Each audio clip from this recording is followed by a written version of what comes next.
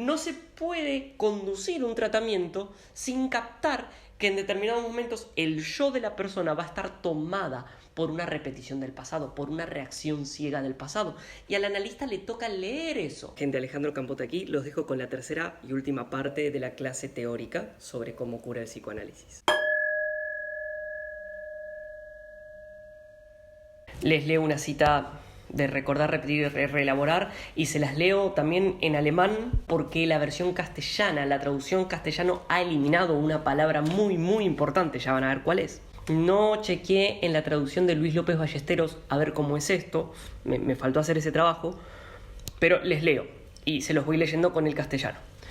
Wenn die Bindung durch die Übertragung, cuando el vínculo, cuando la ligazón a través de la transferencia, a ver cómo dice en castellano, cuando la ligación transferencial se ha vuelto de algún modo viable, wenn die Bindung durch die Übertragung eine irgend brauchbare geworden ist, so bringt es die Behandlung zustande, den Kranken, el enfermo, an allen bedeutungsvolleren Wiederholungsaktionen zu hindern und den Vorsatz dazu in statu nascendi als Material für die therapeutische Arbeit zu verwenden. Cuando la ligación transferencial se ha vuelto de algún modo viable, el tratamiento logra impedir al enfermo todas las acciones de repetición más significativas y utilizar el designio de ellas como un material para el trabajo terapéutico. Temo que pase desapercibido esto, por eso lo estoy trayendo y les leí toda la cita en alemán.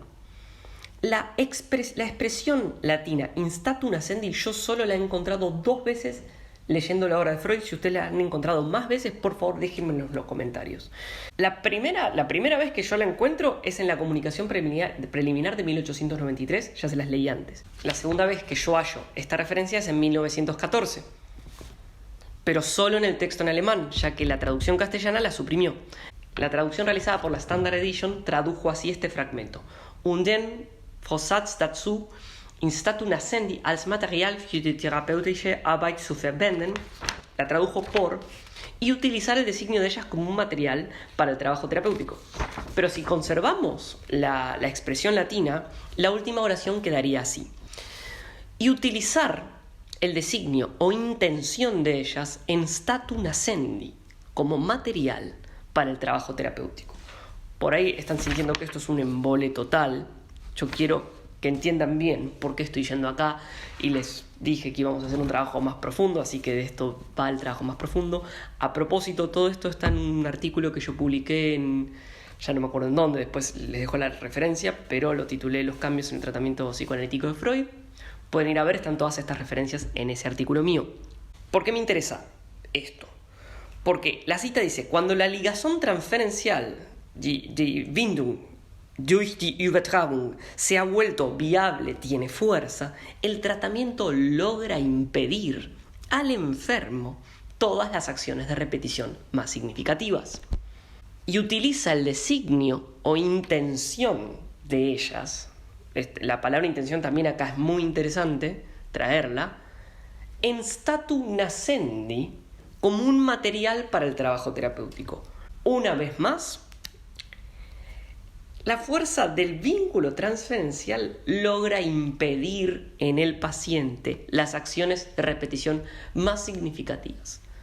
Desde el discurso del budismo, los sankaras más grosos, los Bao Sankara, esos sankaras que generan un efecto kármico grosero y que entrampan cada vez más al ser en cárceles que siempre se reproducen porque se renueva el plazo fijo, como les decía en la clase anterior. La ligación transferencial logra impedir esas acciones. Por lo tanto, pensemos que desde esta concepción yo no puedo pensar un psicoanalista mudo. No puedo pensar un psicoanalista mudo, gente. Si el psicoanalista no habla, ¿cómo? Díganme, explíquenme cómo cazzo hace, yo no me explico cómo se hace, para impedir la repetición estando mudo. Como tampoco me explico cómo se hace para trabajar con tremendas fuerzas inconscientes en sesiones de 25 minutos. Tampoco me lo explico, por ahí alguien me lo puede explicar. En algún momento podemos hacer alguna exposición sobre eso, porque la verdad que el tema de las sesiones cortas es un temón hoy en día. Quizás algún invitado que venga en las próximas clases puede decir algo al respecto, para tener más voces sobre esto. Es muy común en la práctica del psicoanálisis poslacaniano que las sesiones duren poco o que sean sesiones cortas. Yo la verdad no trabajo así, no veo cómo se puede trabajar así. Siendo todas las sesiones cortas no implica que alguna sesión no se pueda cortar para generar un efecto, pero alguna sesión, alguna dentro de miles de sesiones, dentro de miles de horas de trabajo. Pero entonces en esta cita tenemos el corazón de la experiencia freudiana. La transferencia se ha vuelto viable, se ha vuelto fuerte y el tratamiento logra impedir las acciones de repetición más significativas en el paciente y usar esa fuerza que se hubiera drenado en esas repeticiones para ponerla en status nascendi, para dejarla en estado potencial, como cuando una energía está dispuesta a ser usada, y ahora usarla como motor, como fuerza para el tratamiento. Les voy a leer ahora una cita del Más allá del principio del placer de 1920, donde Freud dice: 25 años de trabajo intenso han hecho que las metas inmediatas de la técnica psicoanalítica sean hoy por entero diversas que al empezar. Ahora, ¿a qué se refiere con metas inmediatas? Al hecho de que las acciones del analista en el tratamiento, como hemos visto, se modificaron en su práctica, agudizándose, ajustándose mejor a su fin último. Pasamos de un analista que buscaba hacer que el paciente recuerde a un analista que entiende que el paciente no recuerda porque hay represión y resistencia, y que entiende que esa resistencia deviene transferencia y que el recordar admite una dimensión de repetición y acción, y que por lo tanto eso le amplía la mirada a este analista, a este Freud que va haciendo su camino, haciendo su experiencia acerca de cómo dirigir el método de tratamiento, y entonces va afinando la cosa, va agudizando su técnica. Entonces, en términos concretos, Freud no hace lo mismo en 1895 y en 1938, pero el objetivo de su acción siempre es el mismo. El objetivo de esas distintas acciones sigue siendo idéntico 45 años después. Él cambia su proceder gracias a una mejor apreciación del objeto con el que trata. Les leo una cita. En este punto podemos advertir que, poniendo de relieve la compulsión de repetición, no hemos obtenido ningún hecho nuevo, sino solo una concepción más unificadora. Para él, para el médico, el recordar a la manera antigua, el reproducir en un ámbito psíquico, sigue siendo la meta. ¿Cuál es la meta última? Que el paciente tenga conciencia, recuerde, abra lo reprimido. Cuando Freud en 1937, en un texto titulado Análisis terminable o interminable, un Endliche Analyse creo que es, examina la posibilidad de abreviar el tiempo de una cura psicoanalítica que es larga, y muchos le hacían la crítica: che, el tratamiento psicoanalítico es larguísimo, ¿no lo podrías abreviar, hacer algo más corto? Y cuando él examina la posibilidad de alcanzar una curación duradera y prevenir ulteriores estallidos neuróticos, Freud va a ubicar 3 influjos que determinan de forma decisiva el éxito de un tratamiento. Número 1, la etiología traumática, la intensidad del trauma vital que tenga esa persona. Número 2, la intensidad relativa de la constitución pulsional. En alguna otra exposición hemos hablado bastante de esto. Y número 3, la alteración del yo. Con respecto a la alteración del yo, Freud la toma nuevamente en el capítulo 5 de Análisis terminable e interminable y trae unas ideas muy interesantes acerca de cómo se cubre un síntoma. Y les leo la cita.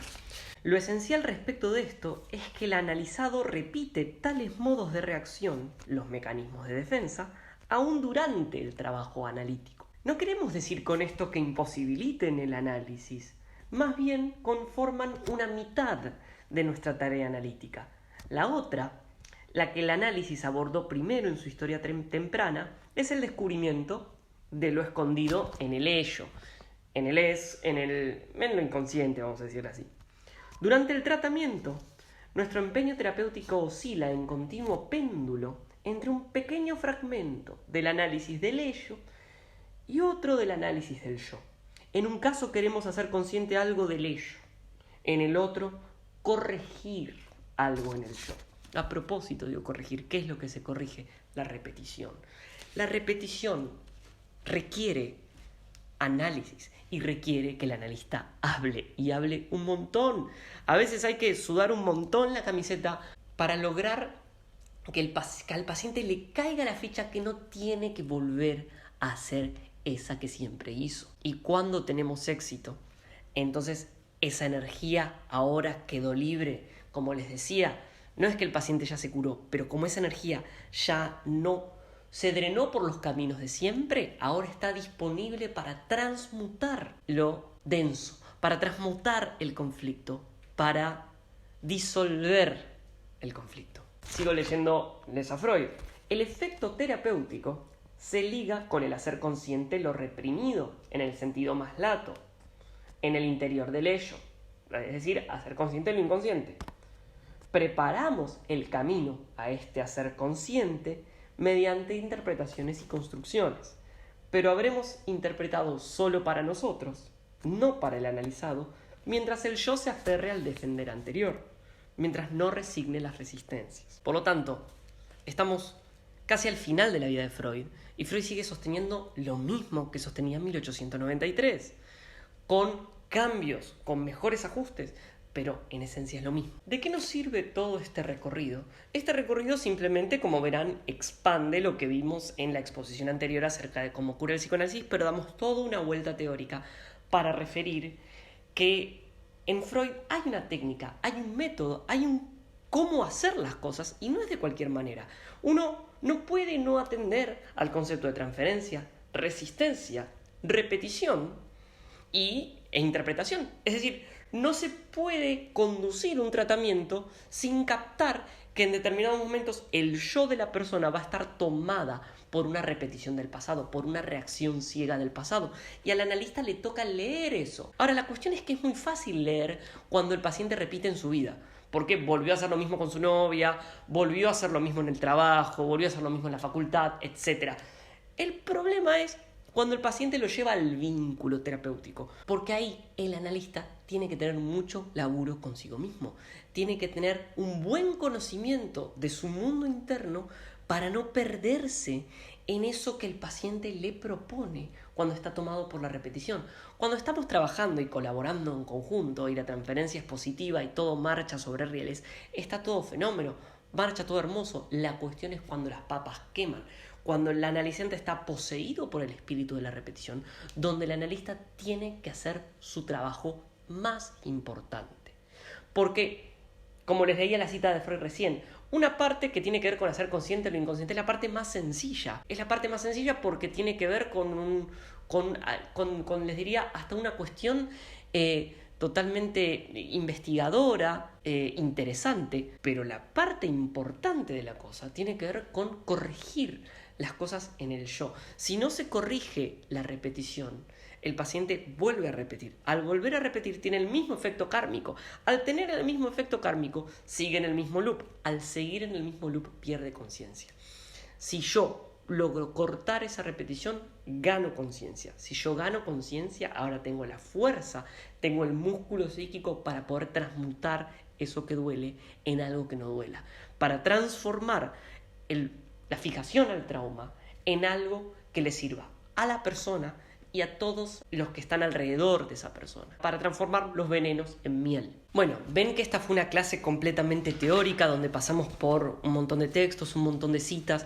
Todas estas referencias las voy a dejar abajo en cada parte de este video, porque este video va a quedar dividido en 3, porque si no se va a hacer un matete enorme y no va a ser pasable. Todas las preguntas que tengan, consultas, dudas, obviamente me las preguntan, o si quieren referencias de textos también me lo pueden preguntar. Es importante trabajar a fondo los textos que uno estudia, es importante estudiar, pero es igual de importante analizarse, porque es en el trabajo afectivo con uno que uno puede entender de qué va el inconsciente en la práctica, en la vida. Después uno tiene estos textos y uno va al escritorio para poder agarrar la cuestión conceptual, el cuerpo conceptual de la cosa. Sin embargo, nunca hay que confundir el cuerpo conceptual con la experiencia. Hay 3 cosas que hacen a la formación del analista: su propio análisis, supervisar, que quiere decir hablar de sus casos con otro analista que lo pueda guiar, y por último el estudio, el famoso trípode de la formación. Hoy en día los jóvenes no suelen ir a las asociaciones psicoanalíticas, cosa que me parece que está bien porque las cosas cambian y la forma de circulación del saber cambia. Por ejemplo, hace unos años no existía esta forma de transmisión audiovisual de contenidos. La apuesta a hacer esta clase también densa teóricamente es a que ustedes puedan elegir entre, si quieren ir a la clase que tiene dificultad media y ver cómo ocurre el psicoanálisis desde algo más corto y sencillo y rápido, o si se quieren meter de lleno en la cosa, también que tengan la posibilidad de hacerlo, como lo es a partir de esta clase. Obviamente, si encontraron valor en esta clase, denle like al video, suscríbanse al canal. Pronto vendrán algunos invitados a seguir tratando varios de los temas que me han ido consultando. Les dejo un gran abrazo y nos vemos pronto.